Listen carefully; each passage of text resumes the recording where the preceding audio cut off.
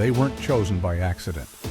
Jurors in Disguise, a jury investigations podcast, exposes jurors who lied their way onto the jury to secure a guilty verdict.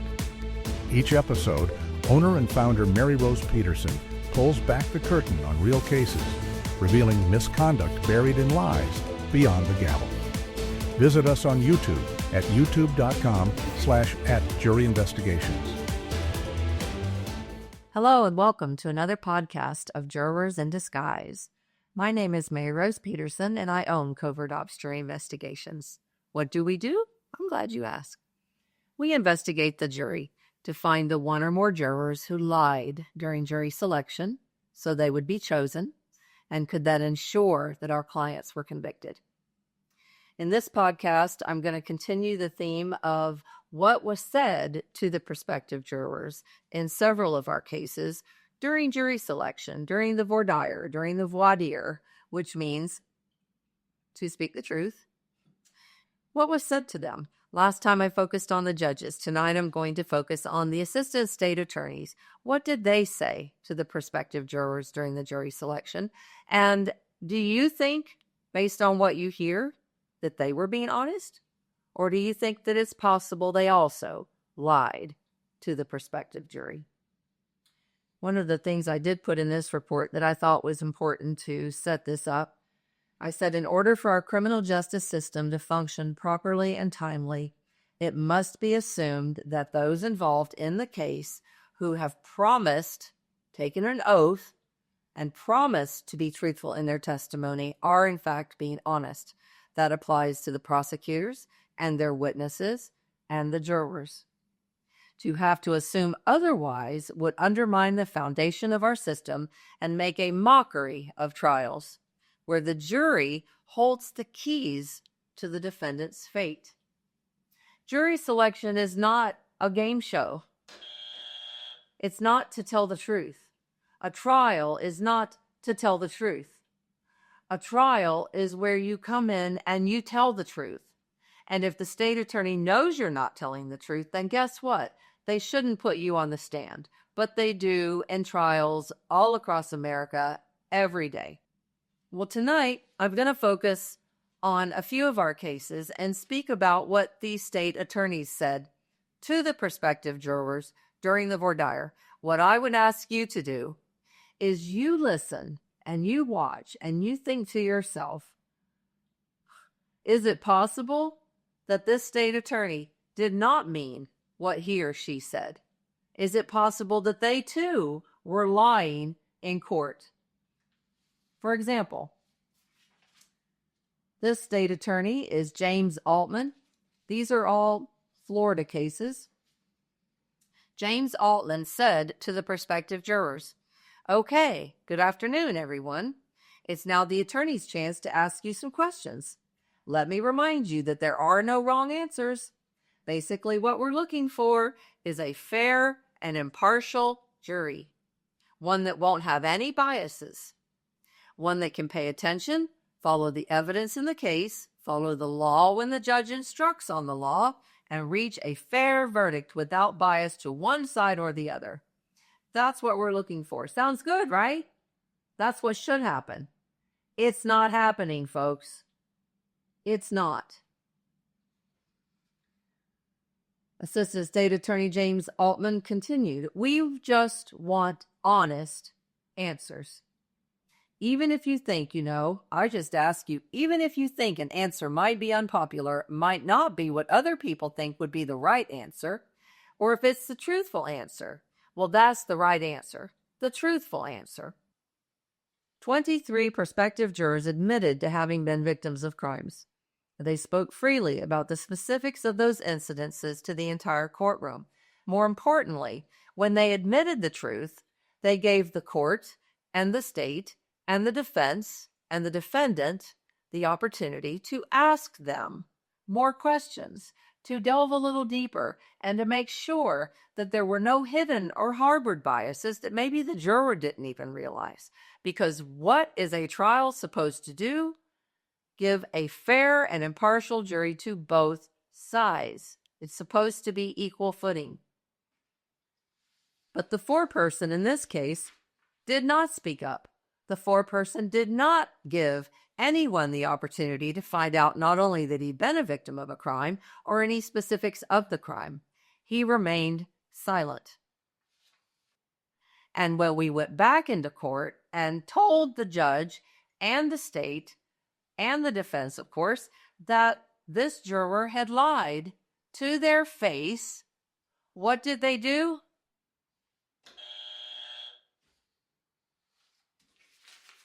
Motion denied. Assistant State Attorney Brad Weissman addressed the veneer. Here's what he said. Do you think he was being honest? Knowing now that our client was denied, do you think the state meant it when they said this to the jury? So this is a very special part of the trial in which the attorneys can speak to the jurors and the jurors can speak back to us and talk to us about certain issues. Before we start doing that, I just want you to keep in mind what we're trying to do here. We're not trying to be busybodies. We're not trying to pry into your lives, although we may have some questions that are personal. But what we're trying to do is pick a jury that can listen to the evidence, listen to the instructions that the court, Judge Backman, is going to give you, be fair and open-minded, follow the law, and reach a verdict that's just and speaks the truth. The way we do that is by asking certain questions about your background, about your feelings, about certain things. And we try to find out if this is the type of case that you should be sitting on, or maybe a different case you might be better suited for. One of the things the judge is going to instruct you on, if you're selected as jurors in this case, is that your feelings of bias, sympathy, and prejudice cannot come into play, cannot affect your verdict. It should not be a part of your decisions. Now, as human beings, that's hard to do because that's not how we're wired. But the question is, can you do that? That's the main issue. Can you separate? And you may have to. We all have certain biases, prejudice. We all have certain feelings about certain things. That's what makes us who we are. And no one can make us be somebody else. The question is, can you not allow those things to affect your ability to be fair and impartial?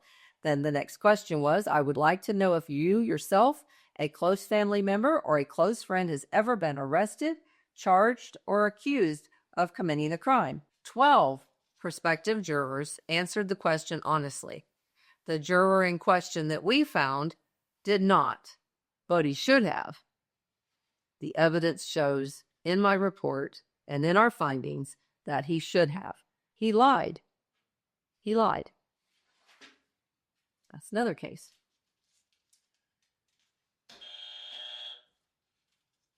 Do you think the prosecutor meant that? Meant those words to be honest, to be truthful? Well, maybe. Maybe he already knew.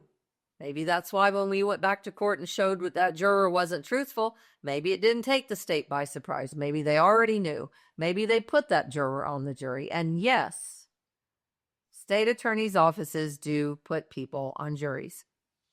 How do I know that?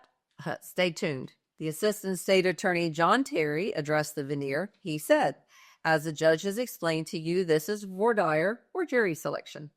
And this is actually a key or important part of the trial for a number of reasons, but one reason in particular. This will be the only time in this trial where I, as an attorney, will get a chance to speak to you one-on-one. In other words, I can ask you questions directly and you can ask me questions. We can have a conversation. But once the trial starts and the people have been selected to serve and sit on the jury, I won't be able to talk to you other than what you will see from me in the courtroom in the form of arguments to you.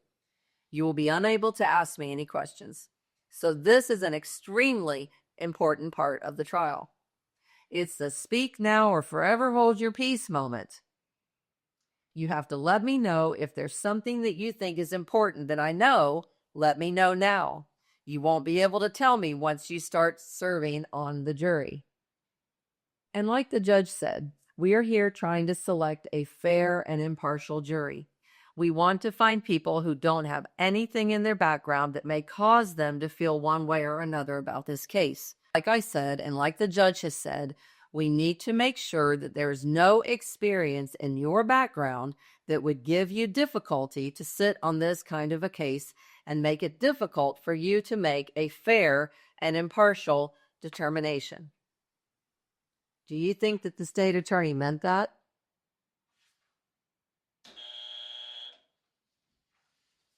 What happened when we were back in court? This next case was just denied in the appellate court. So the trial court denied it. It went to the appellate court, and those 3 judges denied it. In this case, Assistant State Attorney Philip Babington addressed the veneer during jury selection, and he said, "We're here, both sides, both the state and the defense, are trying to find the fairest possible jury to try this case, both for the state and for the defendant. This is our one chance to learn a little about you and try to get the fairest possible jury for both sides. We're going to be asking questions, and there is no wrong answer to these questions. We're just asking you to be as upfront and honest and forthright with us as possible, and we are certainly not trying to embarrass anyone." Then he asked, "Has anyone here been the victim of a crime? Raise your hand." Several prospective jurors raised their hand. The juror in question did not. The state attorney also said, "Ladies and gentlemen, everyone has your own experiences that are unique to you. Nobody's going to ask you to put your experiences aside. But really the question that we're asking and what we're trying to find out today is, can you as a juror listen to the law and the evidence that you hear from the witness stand and base your verdict on that and the law that the judge gives you, or is something else going to creep into your decision? Is something else going to affect your verdict other than the law and the evidence?" Well, let me ask you, listening audience, if the juror sitting there has already lied, wouldn't you think that they're probably biased already? They've already made up their mind, because otherwise they would have simply told the truth. She would have been honest.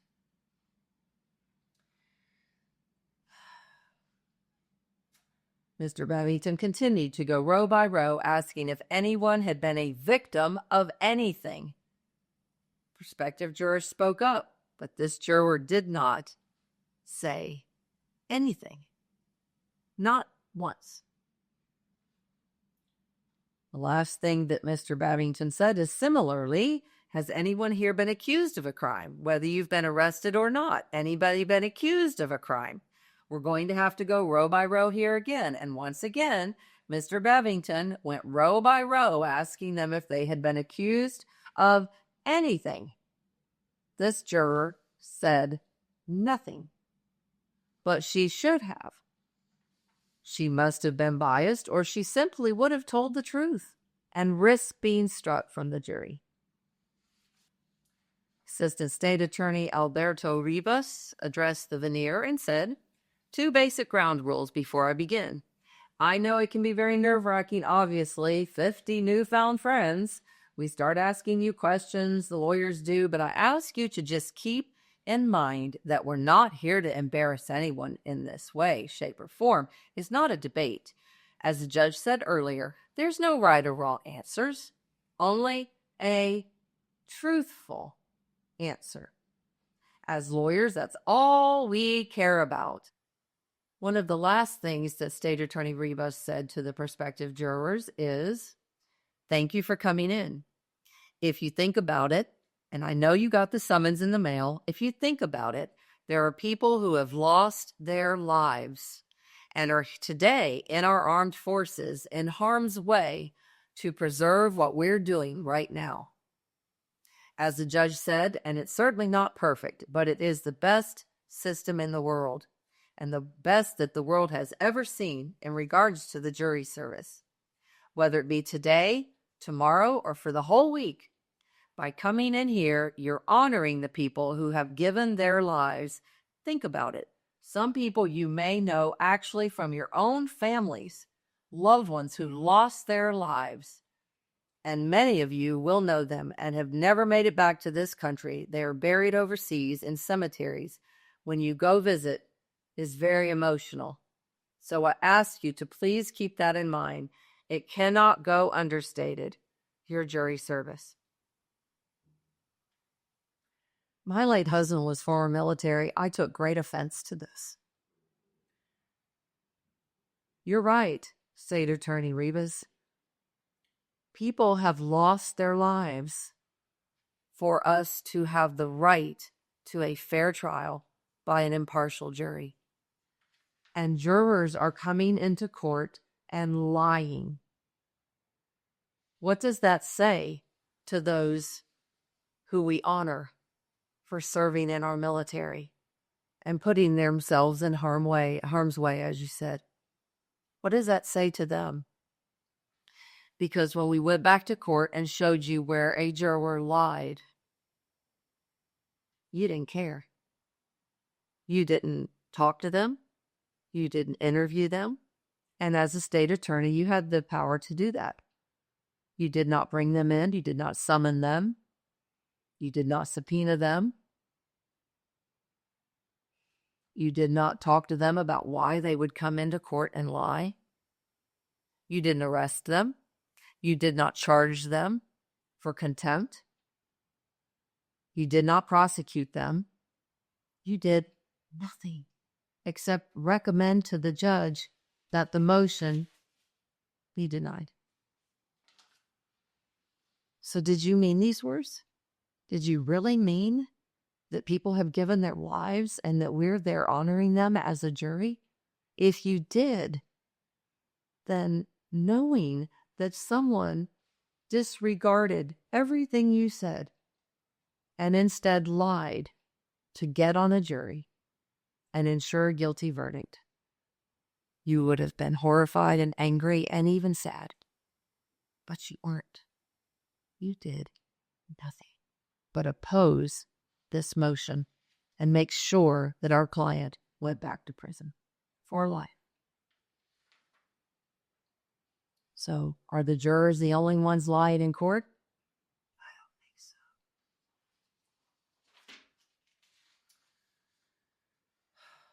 This case also been Assistant State Attorney Thomas Backendall. The purpose of jury selection is very simple. It is an opportunity for the attorneys to speak with you to determine one simple fact. Can you be fair and impartial? Now, as a general proposition, who came here today with the predisposed idea or intent to be anything other than fair and impartial? Anybody here that came with an agenda? Anybody? Raise your hands. Anybody? Okay. The purpose then of jury selection is simply to find individual citizens who are willing to give us a few days to hear a matter and decide the fate of one of their fellow citizens. And what we're looking for is somebody who can be what? Very impartial. Now, voir dire essentially means, and that's what's going to happen here. I'm going to ask you a series of questions, and I anticipate the defense attorney will also ask you a series of questions. And we're not here, well, I don't want to probe into your personal lives, your private lives. That's of no interest to me. Well, you know what, Attorney Backendall? It should be. Then he said the questions we're asking is directed towards one purpose and one goal, and this is to see if there's something in your background, something about your personal beliefs that may prohibit you from being. So if I ask you a question at some point in time that you do not want to answer in front of the other jurors, we have a method, as you've seen. We can step up here and the judge can make it a sidebar and do it outside the presence of the other jurors. So feel free at any time, should I ask a question of that nature, to raise your hands and we can deal with it. And what happened when we went back to court?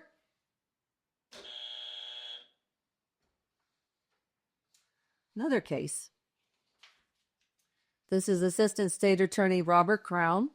He said, "Good morning, everyone. My name is Rob Crown. Remember, there's no right or wrong answer, and we appreciate you being truthful with us."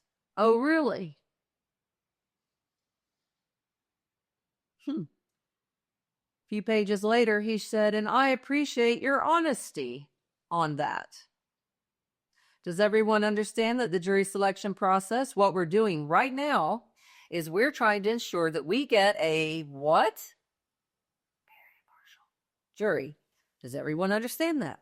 And that means the defendant is entitled to a fair trial, and so is the victim, the state of Florida. Wait a minute.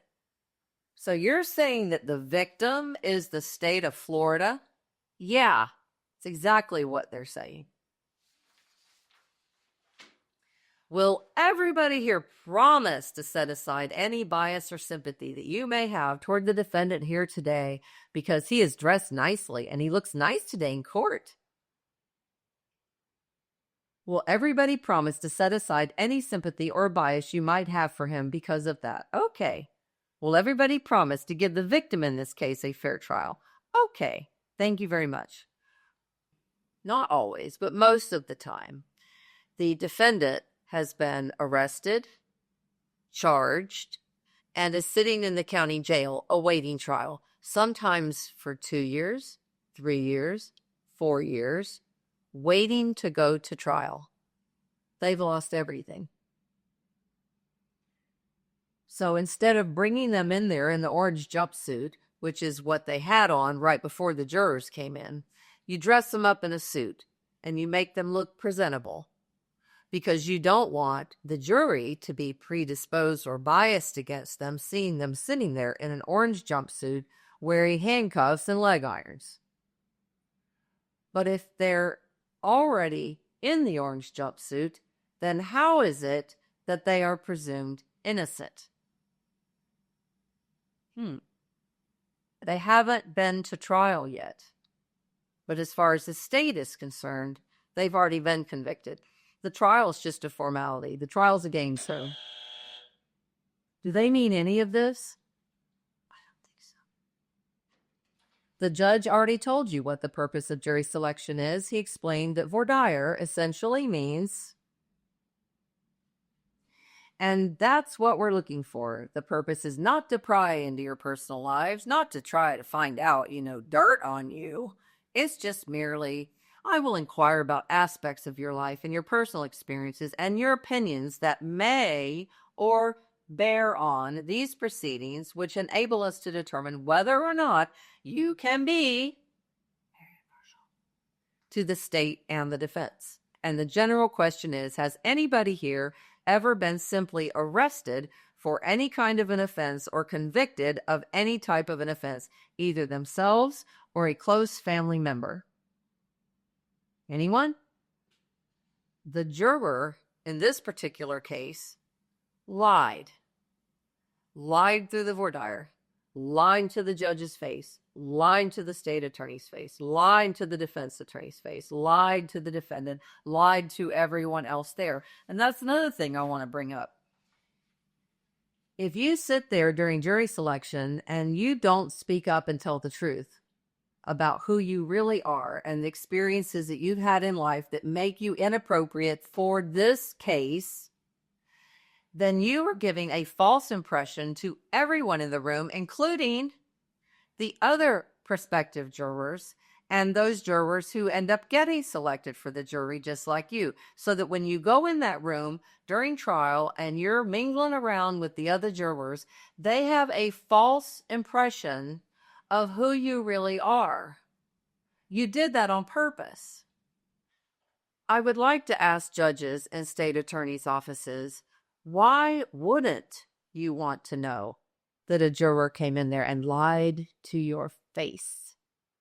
Why wouldn't you want to know? I would. I certainly would want to know. That's not okay. That's a crime. I would want to know. Why don't you want to know? Is it that you already knew? This is another case. We went back to court and showed that the juror lied to every question that, had they spoke up, would have proven they were inappropriate for this jury. What happened? Right. Juror interview? Nope. Hearing? Nope. New trial? Nope. Nothing. Assistant State Attorney Peter Overstreet addressed the veneer. He said, as the judge said at the beginning, there's no right or wrong answers here today. We're just trying to find a fair and impartial jury. Being fair and impartial means that you can decide this case without any prejudices, biases, sympathy, that you could use the facts and the law that the judge will give you. Both the state and the defendant want to make sure that you can be impartial. Like I said, there's no right or wrong answers. We're just trying to get a impartial jury. We want you to speak the truth. Voir dire is to... Do you think that state attorney meant those words? Knowing that we went back into court and... I don't think so. This is the last one I'm going to read. This one has also been no juror interview, no evidentiary hearing, no new trial, but the evidence, as in all of these cases, was overwhelming that the juror who lied was inappropriate for that particular jury. This is Assistant State Attorney Frank Sullivan. He addressed the veneer and said, if I ask the question and I'm talking to one specific individual and somebody else has something else they want to add, could you raise your hand? This is a time where we get to have a conversation together. So if you have something you want to add, make sure you let me know.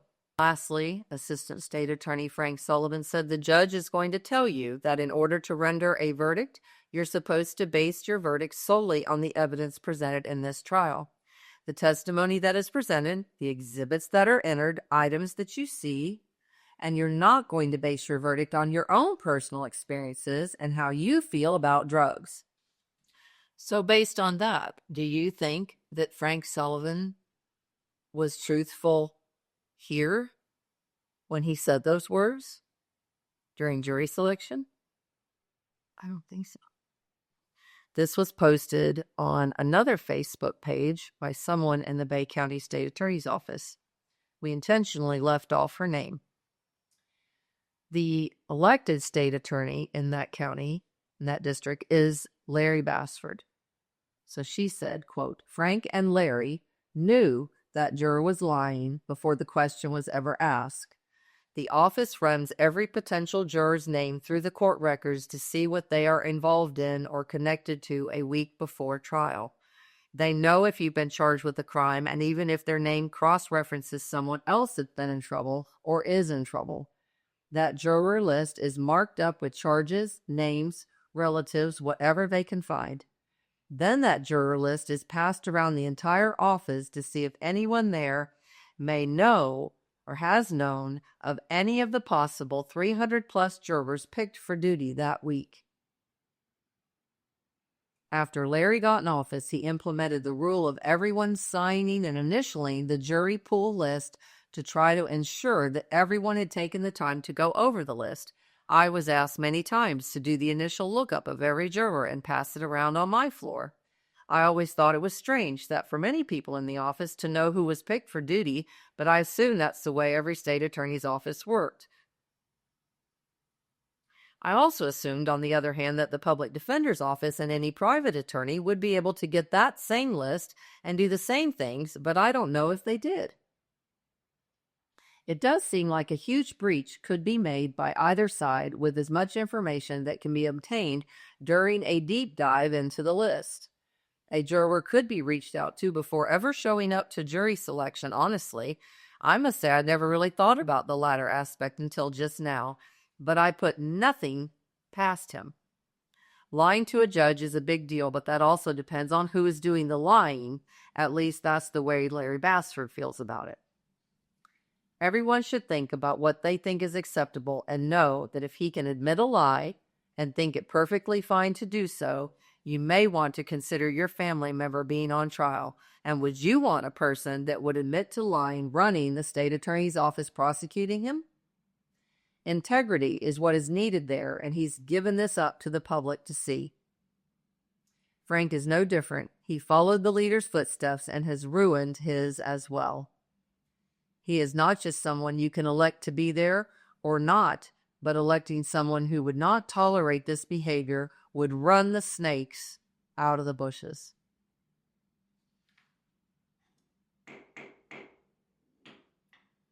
That's all for now. Thank you for watching and listening. I appreciate your time. Be sure to like and subscribe and share these podcasts so that others will know what's truly going on in courtrooms across America. The courtrooms may be silent, but we won't be. We will continue to fight for your Sixth Amendment right to a fair trial by an impartial jury. We will speak up, we will speak out, and we will always speak the truth. Thank you. God bless. All it takes is one to convict an innocent person. One Trojan juror, one biased agenda, one hidden motive. That's why we investigate juries. We identify the sinister players and expose them. Jury investigations. Our number one objective is to get you back into the courtroom, because a guilty verdict doesn't have to be the end of the story.